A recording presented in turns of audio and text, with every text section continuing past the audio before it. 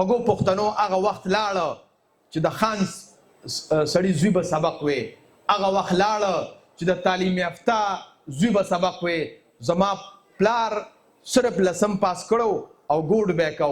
زما مور سکول ته د سره اړو تللی نه وه. زما کور والا نه د سکول په شا تللی ده نه په مخه تللی ده. خو نن وخته پورې زما چې څومره کنټریبیوشن دی دی کې زما د مور پلار، زما د نیا نیکونو او زما د دغه کور والا مهنت شامل دی. زما نیکه و د 15 کالو په عمر کې و، هغه زما تربیت کړی و. ما ته یاد نشي چې هغه ته زه وښلی یم. زما پلار ما ته یاد نشي چې زه یې وښلی یم. ما له مینه راکړې وه. نو نن هغه مینه ما کې دونه جمع شوې ده چې زما کمال نه دی، نو زما د چا نه نفرت نه کیږي. ما ګاډي ټیک کو کمپنۍ کې، بمپر یې راله ټیک که چې بهر راووتم نو سایډ ته مې ودرولو او لږ څه کار پسې دننه بیا ورلمه. خرګاډي والا راغی او هغه بمپر یې مات که او ډیګې یې ورسره ماته که. اوس هم زما هغه ګاډي چیت چپړاخ دی. نو هغه خرګاډي والا ډېر پریشانه ودرېده. نو وی وروره چې څه نقصان کېږي زه تیار یم، هېڅ خبره نه ده چې څه ووایې زه تیار یم. ما ته خپل حیثیت رایاد شو چې زما خو خرګاډی م نو او خدای پاک ګاډی راکړه. نو اوس خو دا ګاډی خراب شو نو بیا هم ګاډی خو راسره شته دی که نه. هغه ته ما ویل وروره هېڅ خبره نه ده، زه د دې ګاډي نوم قابل خدای پاک راکړی دی، خالص مخلص مې د الله د رضا دپاره معاف کړی. دا زما کمال نه دی، دا زما د استادانو کمال دی. فیوچر ریډي کډز چې د مستقبل لپاره به ماشومان مونږ څنګه تیارو. څه څیزونه داسې دي چې ګورې هغه نه بدلیږي او څه څیزونه داسې چې وخت سره به لږ غوندې بدلیږي. چې کوم څیزونه نه بدلیږي په هغې باندې به خبره کوو او چې کوم څیزونه بدلیږي په هغې باندې به هم خبره کوو. نو مونږ به خپل ماشومان چې تیارو د هغې دپاره به نن چې مونږ کومه خبره اتره کوو نو هغې کې به بنیادي 3 خبرې زه کومه. لومبۍ خبره خو دا ده چې مونږ به راروان وخت مشکلاتو باندې ځان پویو چې د راروان وخت مشکلات کم دي. دویمه په دې خبره باندې به ځان پویه کوو چې زمونږ راروان ماشومان چې کم دي هغه جذباتي طور باندې، اخلاقي طور باندې او د ژوند په هنرونو باندې پوه شي. زه به په دې خبره باندې کوم انشاءالله. درېیمه خبره به زه په دې کومه چې مونږ به خپل ماشومان به څنګه داسې لویوو چې هغه ماشومان ذمهدار ماشومان جوړ شي او هغه ماشومانو کې د صهیب ماشوم په شانته کنفیډنټ ماشوم جوړ شي. نو په هغې باندې به زه خبره کومه. د راروان وخت چې کوم مشکلات دي هغه بنیادي طور باندې 4 غټ مشکلات زموږ ماشومان ته په ژوند کې راځي. لومبۍ مشکل خو به دا راځي چې وخت د وخته څیزونه بدلیږي او صورتحال غیر یقیني کیږي. پخوا به د کټ سرو او د کټ لنګه وه، اوس کټونه ورو غیبیږي، کرسۍ شوې، صوفې شوې. نو مشر او د کشر به څنګه تمیز ساتم چې د کټ سر ته کینم که د کټ لنګې ته کینم. نو څیزونه بدلیږي.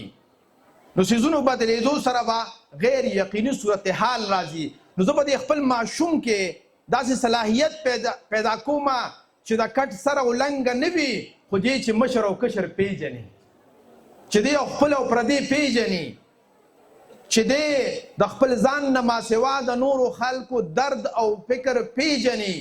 دا فکر به پکې ورکومه. نو کو کټ وي او کو کټ نه وي، دکې به اخلاق وي، دکې به کردار وي. یو شاعر وایي که نه مونږ خو دعا چې کوو نو زمونږ نیاګانې د خدای پاک وبخي. دا وي یا الله ما وبخي، یا الله زما مور او پلار وبخي، چې ډېر شنو یا الله زما نیکونه وبخي. د خپل ځان نه به نه تلو، نه خپل ماشوم کې به دا صلاحیت پیدا کوو چې د ځان نه ماسوا د نورو خلکو سوچ او فکر شروع کړي. وي ته د خپل ځان د غمه مرې، زه د جانان د غمه. زاهده ستا ثواب زما ګناه ته چته رسي. د دې ته د ثواب او د ګناه مطلب دا دی چې بل چا فکر کول نن دا ګناه ګڼل کیږي. د بل مسلمان غم او درد کې ځان شپه او ورځ ستړی کول دا نن خلک بېوقوفتوب او سادهتوب ګڼي. نه زما وروڼو خویندو، اصل کې ثواب دا دی چې د خپل ځان نه ماسوا د نورو خلکو فکر وکړو. دا ماشومانو کې به دا سکلز پیدا کوو. دویم مشکل چې به زموږ ماشومانو ته راځي هغه به جذباتي طور باندې ټینشن په سټریس کې او د روان وخت دپاره یره. تاسو نن وګورئ نن هر کور کې نفسیاتي مریضان سیوا شوي دي. پخوا چې به سړی گنجې شو او ویښته به نو ویل که سړی مالداره دی، نن ما غوندې سړی هم گنجې کېږي. مالداري نه وي، د ټینشن د لاسه سړی لیونی کېږي. نو خپل ماشومان به دا تیارو چې جون کې به مسلې راځي، مشکلات به راځي، وار به نه خطا کې او لار به نه خطا کې. نو ایموشنلی به مونږ جذباتي طور باندې ماشومان به مونږ د روان وخت لپاره څنګه تیارو، په هغې باندې به خبره کوو. دریم ډیجیټل ډسټریکشن، موبایل شو، دینه علاوه انټرنیټ شو او میټاورس راغی او ایلان ماسک ماما خلک سپیس ته خیجوي او خلک ډیر زیات تیز شو. اوس دا څیزونه را روان دي. نو چې ګورې دا څیزونه زموږ د ماشومانو نه د خپل مور پلار قدر ایر نه کي، د خپل منځ کې د مینې او د محبت قصې ایر نه کي چې ده کې دا څیزونه پاتې شي، په هغې باندې به خبره اتره کېږي. او څلورم چیلنج چې کوم دی زموږ ماشومانو ته دا دی مورل کنفیوژن. ماشومانو نه اخلاقیات روز تر ورځه وځي. نو دا به مونږ څنګه کوو چې زموږ ماشوم ټکنالوژي لحاظ سره مضبوط وي، ماشوم د بدن لحاظ سره مضبوط وي، ماشوم د علم لحاظ سره مضبوط وي او ماشوم د اخلاقو لحاظ سره مضبوط وي. نو دا یو غټ مشکل زموږ ماشومانو ته را روان دی. لومبۍ خبره پخوا به د دې کې د آی کیو لیول چې دا سړی ډېر قابل دی، سم ورته ارس بلکل رټه دی او یاد دی ورته. اوس وروره خبره بل خواته ده.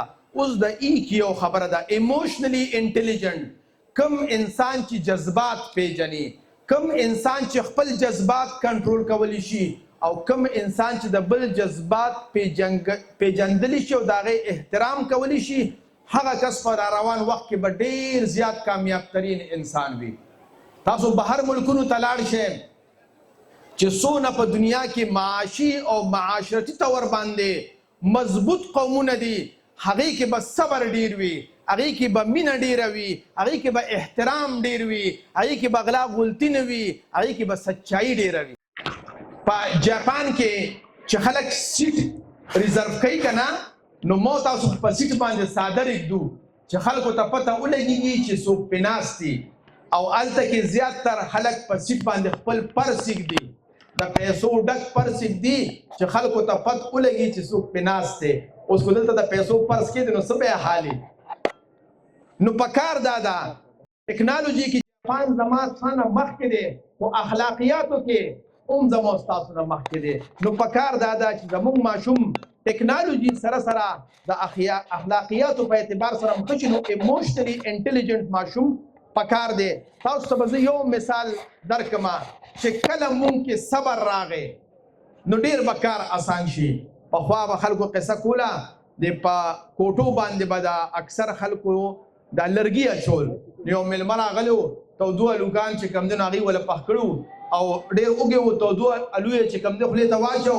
بیا چې ویل شو هلکه وي دا لاړې مې په څو باندې اغوستې دي، هغه وي په یو څو پوکو او په لږ غوندې صبر باندې. نو که په مونږ او تاسو کې لږ صبر راغی، جنگ جګړې به ختمې شي او قچرې به چې کوم دی غیر آبادې شي.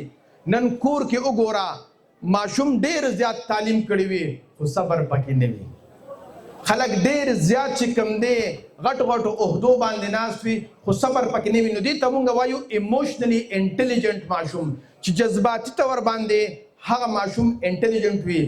زه به تاسو ته پرونی قصه وکړم. ما ګاډي ټیک کوو کمپنۍ کې، بمپر یې راله ټیک کړ چې بهر راووتم نو سایډ ته مې ودرولو او لږ څه کار پسې دننه بیا ورلمه، خرګاډي والا راغی او هغه بمپر یې مات کړ او ډیګې یې ورسره ماته کړه. اوس هم زما هغه ګاډي چیت چپړاخ دی.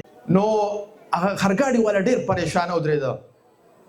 نو وی وروره چې څه نقصان کېږي زه تیار یم، هېڅ خبره نه ده چې څه وایې زه تیار یم. ما ته خپل حیثیت رایاد شو چې زما خو خرګاډی م نو او خدای پاک ګاډی راکړه. نو اوس خو دا ګاډی خراب شو نو بیا هم ګاډی خو راسره شته دی که نه. هغه ته ما ویل وروره هېڅ خبره نه ده، زه د دې ګاډي نوم قابل خدای پاک راکړی دی، خالص مخلص مې د الله د رضا دپاره معاف کړی.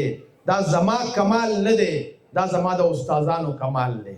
زما نیکه و د 15 کالو په عمر کې و، هغه زما تربیت کړی و، ما ته یاد نشي چې هغه ته زه وښلی یم.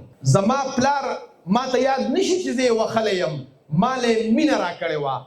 نو نن هغه مینه ما کې دونه جمع شوې ده چې زما کمال نه دی، نو زما د چا نه نفرت نه کیږي، زما هر چا سره بیا مینه او محبت. نو کو دغه شانتې مونږ خپل بچو له مینه ورکو، مونږ خپل بچو له محبت ورکو، نو هغې به ایموشنلی انټیلیجنټ شي، هغې کې به صبر راشي، نو بیا هر ځای کې به جنګ جګړې ختمې شي. که د هغه خپل نقصان ولې نه کیږي، هغه به بل چا بېعزتي نه کوي.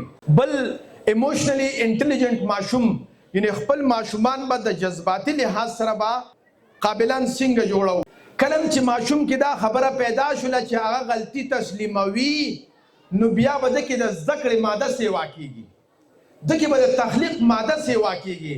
او کو چرې فرض کا مونږه ماشوم وایي چې نه ته پرفیکټ یې، ته ټیک یې، تا نه اړو غلطي نه کیږي، نو ګورې ماشوم کې به تخلیقي صلاحیتونه نه پیدا کیږي.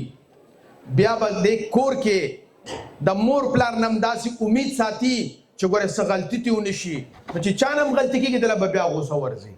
بیا چې غټ شي وادو کې، نو ښځو نه خو اړو غلطیانې نه کېږي که نه، نو که د ښځو نه یې غلطي وشي، نو هغې سره به هم د مرچو په سره ناست دي، هر وخت به یې غوبل وي، نو هغه ژوند به هم ګډوډ وي.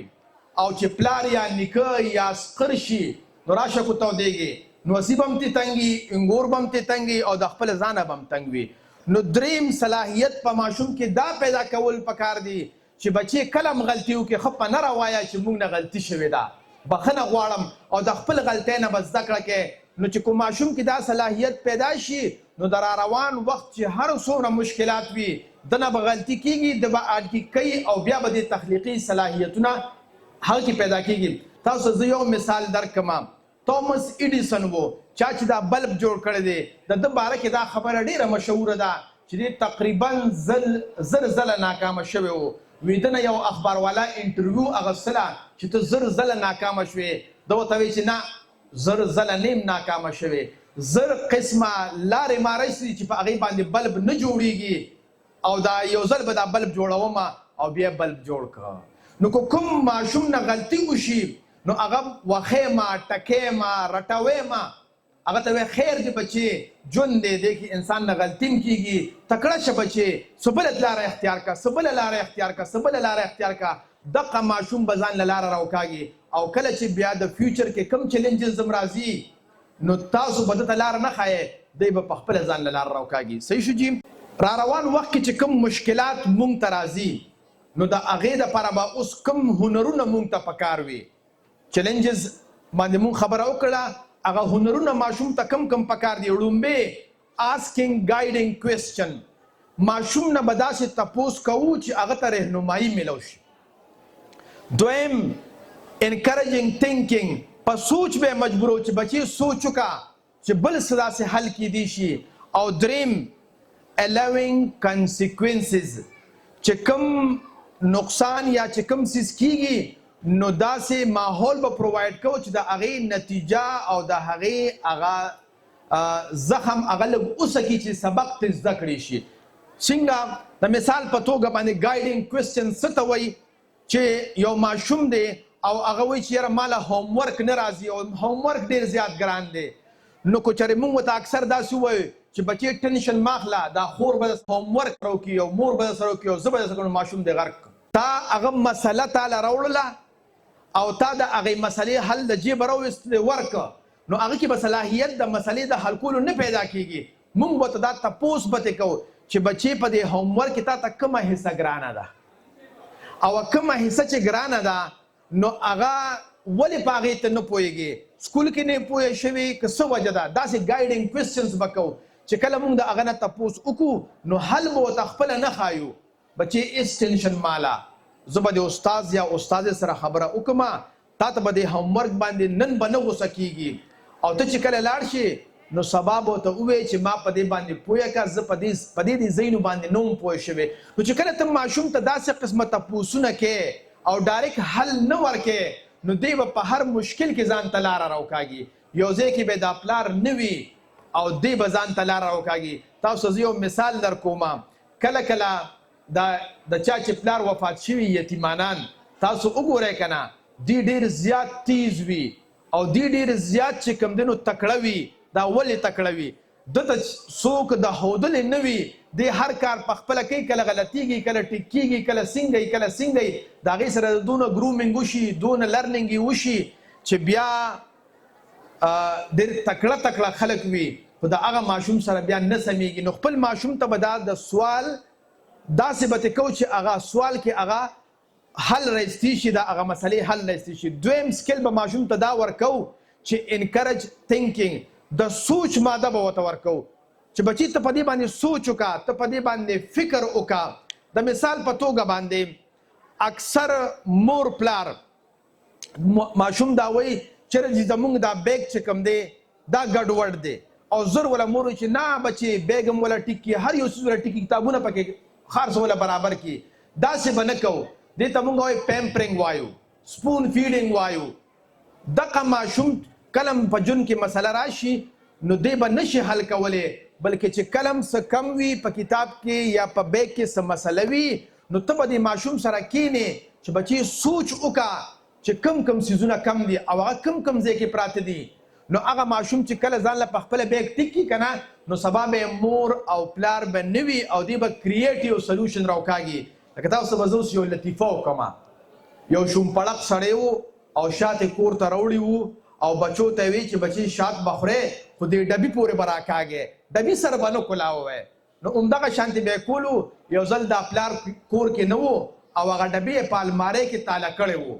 چې تاله کړی و نو پلار پریشانه و چې یاره غرمه شوې ده او بچي مې راغلي او شاتو سره به روټۍ خوري، دا به څنګه خوري؟ نو بچو یې سوچ وکړو چې دا به څنګه خورو. نو هغه ډبي په المارۍ کې پروت و، هغې روټۍ راواغسته او په هغه المارۍ پورې راښکلی او خوړلی. کریټیو سلوشن یې وکړو، سوچ یې وکړو او ښه ماړه شو. چې پلار یې راغی وي روټۍ هم څه سره وخوړه؟ وي شاتو سره. هغه وی جوړ راغستې ده خوړلې دي. وي څنګه هم شاتو سره وخوړه؟ وي بابا المارۍ پورې هم راښکلی او خوړم، وي بچې سپور هم نه تېرېږي. نو تاسو زه دا وایم چې ماشوم کې کله د سوچ صلاحیت پیدا کې نو هغه بیا په هر مشکل کې به ځان له لاره په خپله راوکاږي. که تاسو یې که تاسو نه یې. نو د فیوچر چیلنجز حل لپاره یو دا دی چې ماشوم کې به تخلیقي صلاحیتونه پیدا کولو کې یو دا دی چې د سوچ ماده به پیدا کوو. دریم نمبر چې نتیجه هغه دې په خپله وسکي، خو سیف انوایرمنټ. نتیجه به څنګه په خپله سکي؟ کله کله یو ماشوم روانې کوي او ګرم چینک له لاس وړي، موږ وایو مه کوه لاس په دې وسوځي. نو هغه خو ووایي چې زه نه کومه، خو په ذهن کې وایي چې دا خو ډېر خوند کوي چې د چینک له لاس یوسم چې دا به څنګه وي. او موږ ورته مه کوه. نو هغه زموږ د یرې نه خو منې شي، خو کنوینس نه وي، پویه نه وي چې دا ولې. نو دا چینک به لږ غوندې یخ کې او چې کله ماشوم ګوتې ور وړي چې لاس وله ډېر نه سوځي، ډېر پولی کوي نه چې معمولي وسوځي. نو چې کله وړي ته ورته مه وایې چې مه کوه، ته ورته وایې یو سولی چې یو سي دی به واپس لاس وځي چې خو دا خو ګرم و. نو بیا وله قسم ورکوه چې ګرم چې لږ نه یاست یو څه نو دی به نه وړي. موږ ماشوم ته چغې راوکاږو، چپ شه چغې مه وهه او په خپله چغې وخو. نو ماشوم ذهن کوي چې بابا خو مې په خپله چغې وخی او ما ته وایي چې چغې مه وهه. نه، ماشوم ته به کله کله کنسیکوینسز او نتیجه ورکې چې لږ غوندې ورته پته ولګېږي. لکه د دې په چاینا کې یو مثال دی. مونږ دلته نصیحت کوو چې بچې د مور پلار قدر کوئ. د قرآن او د حدیث په رڼا کې دا هم ډېره ښه خبره ده. خو په چاینا کې یو ماډل چلیږي چې د کم انسان مور پلار محنت او مزدوري کوي نو د هغې په پرمیشن سره، په اجازت سره هغه ویډیوز ورته ولګي په سکول کې چې ګوره ته دلته چې کوم دی ماشاءالله ښایسته جامې دې اچولې دي، تاسو ته روټۍ چای ملاویږي، پکې ګرمې یخې اوبه درته ملاویږي او ستا پلار وګوره هلته محنت او مزدوري کوي. چې دې پلار ویډیو وګوري چې زه خو دلته کتاب ته ناست یم او هلته مې پلار محنت او مزدوري کوي، نو اړو نصیحت ورته کولو ضرورت نه دی. په ذهن کې د پلار قدر پیدا شي چې ها دا پلار ما دپاره دونه محنت کوي. نو اټومیټیکلی د ذهن کې هغه خبره راشي. ځکه چې کوم څیزونه دی په خپلو سترګو وویني په هغې باندې ډېر زیات یقین ساتي. نو دا درې صلاحیتونه چې کله مونږ ماشوم له ورکو انشاءالله د فیوچر حوالې سره چې څوم مشکل وي هغه به بیا حل کیږي.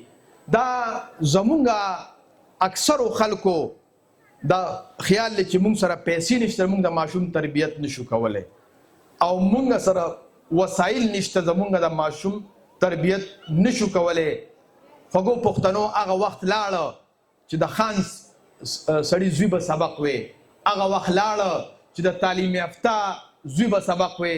زما پلار صرف لسم پاس کړو او ګوډ به کو، زما مور سکول ته د سره اړو تللی نه وه، زما کور والا نه د سکول په شا تللی ده نه په مخه تللی ده.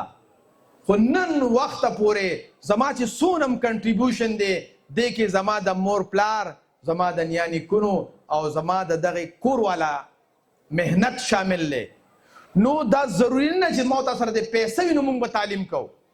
بغیر پیسې نن تعلیم کیدی شي.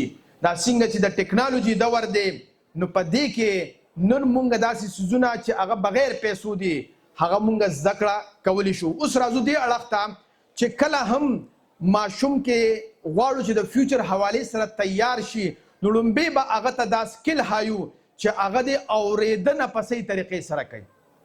نن خلکو کې اورېدنه کمه شوې ده او چې څونه دا موبایل لا یوز استعمالیږي که نه نو تا ته به وایي چې او وایه بچې او دی په موبایل کې نښتې وي. نه، چې کله ته په خپل هم د ماشوم خبره اورې موبایل هر یو څیز به سایډ ته وي، مکمل توګه باندې به خبره اورې. تاسو وګورئ خدای پاک غوږونه څو پیدا کړي دي؟ 2 او ژبه 1. نو موږ به اورو ډېره او وینا به کمه کوو. غني خان بابا وایي ویل کمتر وایه خو په هنر وایه چې ژبه لویه لري هغې ته خر وایه. نو پکار دا چې موږ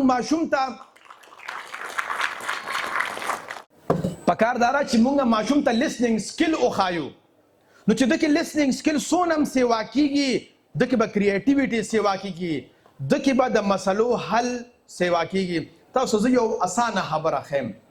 کله چې 2 ښځې جګړې کوي او یو سو یو بل سوی، تاسو یوه ښځه کېنوئ هغې ته ووایي چې خورې د پلانې ښځې تا ته دا دونه خبرې وکړې دې څه خبرې وکړې، چې کومې خبرې ووایي هغه ولیکه او اوس د هغه پلانې نه تپوس وکړه چې تا ته دې څه خبرې وکړې هغه هم ولیکه او دا دواړه اوس کېنوه چې واقعي تا دغه خبرې کړې دي. هغه وایي چې نه ارام شه کو ما دا خبرې کړې وي، بل وایي چې ارام شه کو ما دا خبرې کړې وي او لګیا یو شانتې وایي. ولې اورېنا او وینا ډېره کوي. بی کله چې تا پوره خبره واورېدله نو نیمه مسله حل شوله او نیمه مسله به بیا وروستو چې کوم دی حل کیږي. نو که کوم ماشوم کې مونږ د اورېدو صلاحیت سیوا که د مستقبل را روانې مسلې به دته حل کول اساني شي. 3 ایکسپریشنز. کلم چې کلم ماشوم جاړي که نه نو چپ شه جاړې به نه، هغه ته خپل د جړا کې د کتارسیز مقام نه ورکو چې خاندي مه خانده هر وخت یې خوله چینګه کړې وي. هغه ته مونږ د خندا یعنې په دغه لحاظ سره د خپل ایکسپریشن مقام نه ورکو. نو ماشوم ته به د ایکسپریشن موقع ورکوئ. بی هغه غم چې په هغه باندې وي که نه لازمي خبره هغه خفه وي. نو چې کله خفه وي نو د خفګان د اظهار چل به ورته ښیې او موقع به ورته ورکوې. کله چې خوشحاله وي نو د خوشحالۍ د اظهار چل به ورته ښیې او موقع به ورکوې.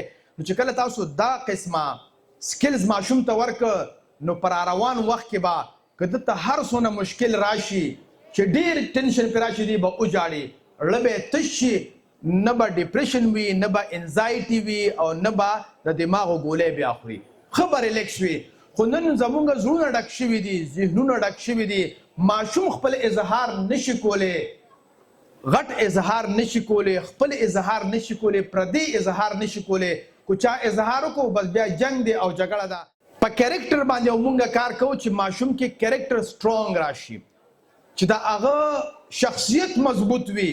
تاسو دا بلډینګ وګورئ که نه، دې کې پلرې ډېرې وي که خښتې ډېرې وي، پلرې پکې لږې وي او خښتې پکې ډېرې وي.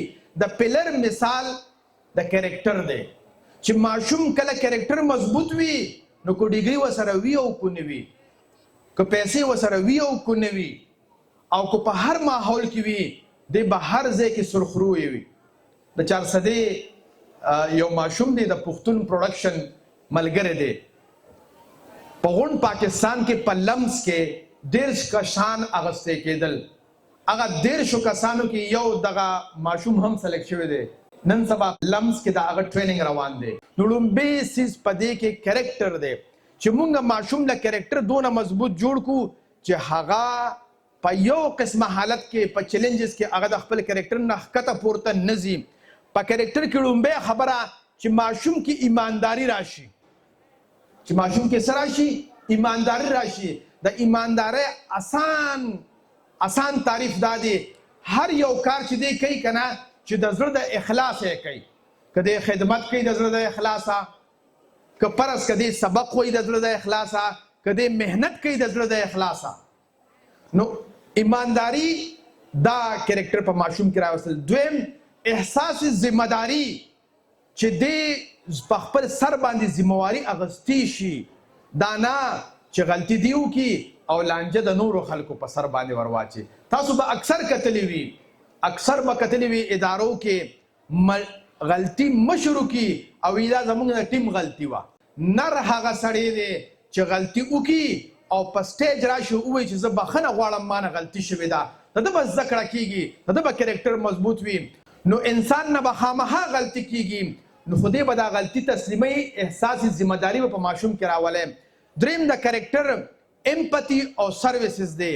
امپتي دې ته وایي چې ماشوم د خپل ځان نه بل چاته زیات حیثیت ورکوي په خدمت کې، په کار کې.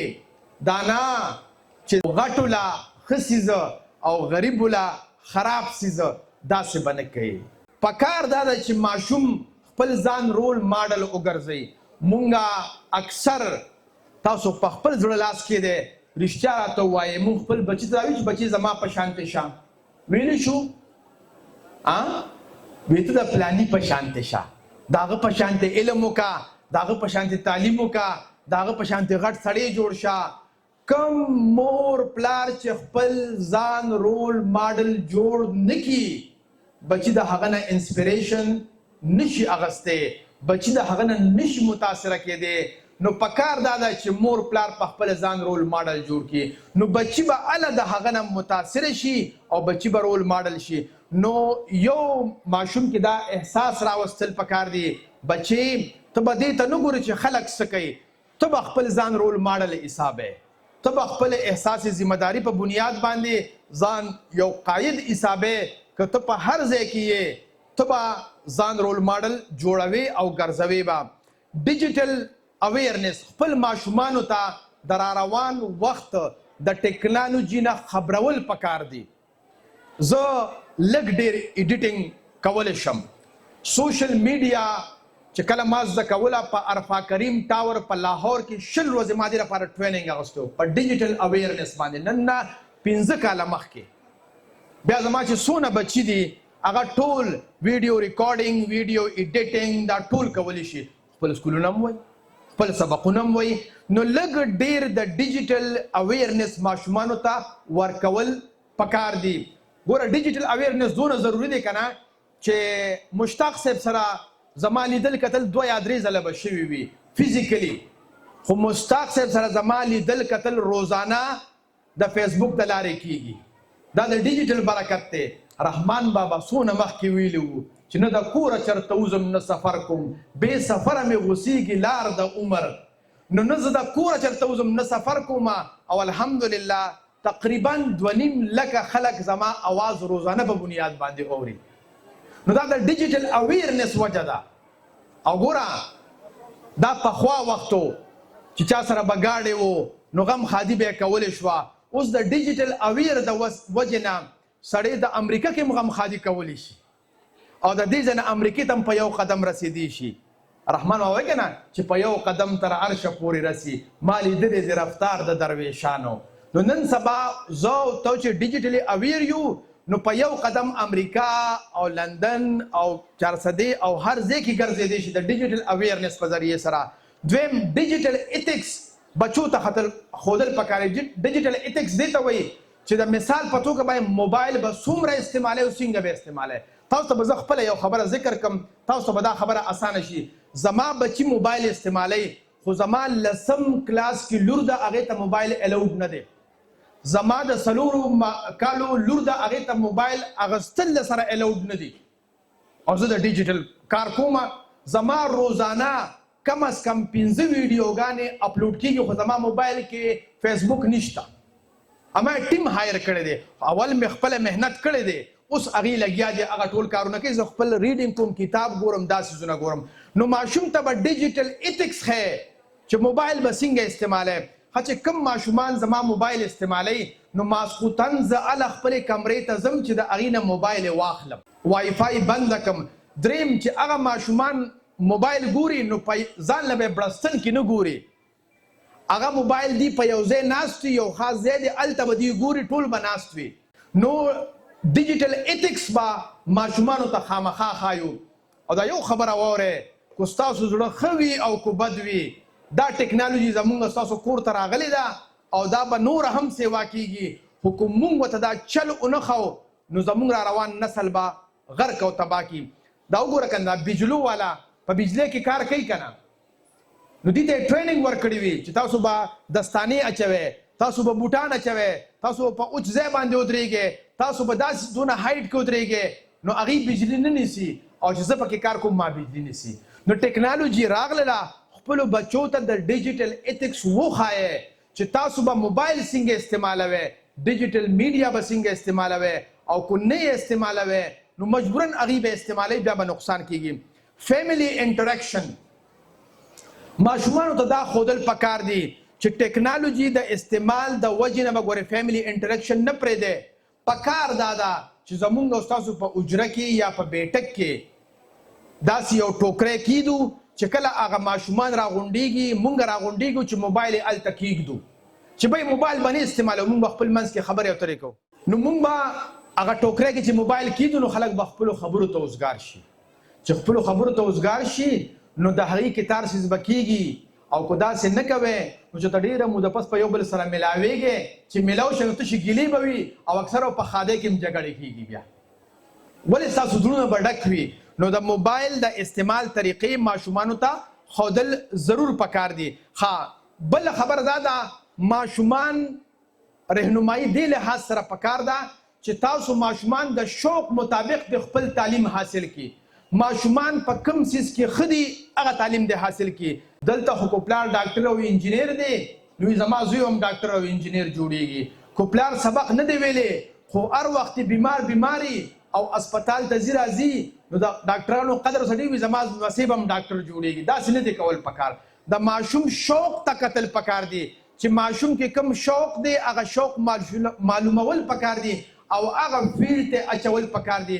نو را روان وخت کې به دلته هېڅ قسمه مشکلات نه وي. او چې کله د یو شوق مطابق ماشوم سبق وایي که نه، نو ستا د وینا ضرورت نشته چې هومورک راواله، ستا د وینا ضرورت نشته چې سبق زود کا. هغه به هغه سبق سره شوق وي، او بیا به سبق وینا د هغه د ګس لاس کار وي. سید رسول رسا صاحب وایي چې کله ستا یو څیز سره شوق شي، مینه شي او عشق شي، نو هغه بیا ستا د ګس لاس کار وي. نو هغه وي چا وي چې د عشق خبرې ګرانې دي، ګرانې خو میینو ته اسانې دي، او څو شو په عمر کو سپینګیري شو، لا خو حوصلې د رسا ځوانې دي. نو مونږ له پکار دی چې مونږ د شوق مطابق ماشوم ته تعلیم ورکو. دا نه چې زمونږ چې کوم ذهن دی او شوق دی، نو هله به ماشومان د را روان وخت کې د مشکلاتو د حل کولو جوګه جوړیږي. د لوی الله په امان.